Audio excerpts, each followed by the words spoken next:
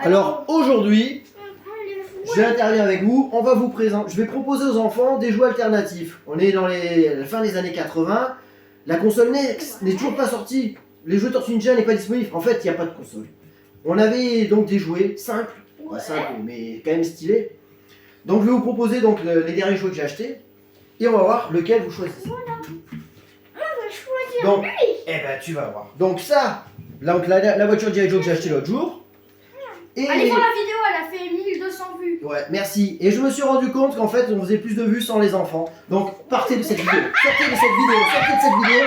Peut-être qu'on fera plus de vues. Non. Plus sérieusement, ouais, merci pour ces vues. Donc, les enfants, vous avez le choix entre ces deux véhicules. Donc, les véhicules masque. Donc, il faut le tourner. Alors, tu le tournes comme ça. Hop. Et ensuite, tu soulèves là. Tu soulèves. Et voilà. Et les véhicules G.I. Joe. Attention, c'est super fragile. J'ai déjà cassé un morceau l'autre jour. Donc, à l'époque, on avait le choix entre ces deux licences. Il y avait les dessins animés, tout ça. Donc les G.I. Joe, les bonhommes étaient beaucoup plus gros. Ils étaient plus articulés, tout ça. Et les bonhommes masques étaient quand même plus basiques. Hein. Des Playmobil. Ouais, et encore les Playmobil, je pense qu'ils sont plus costauds que ces bonhommes. Donc les G.I. Joe, voilà, ils pouvaient faire beaucoup de choses. Mais le problème, c'est qu'il y avait un élastique à l'intérieur qui souvent cassait. Et avec le temps, je me suis rendu compte qu'ils étaient vraiment de plus en plus fragiles, ces personnages. Tandis que le personnage masque, vu le peu de fonctions qu'il a, de manipulation, comment ça s'appelle, le peu de choses qu'il peut faire, et il se casse, j'ai l'impression qu'il est plus costaud. Donc voilà.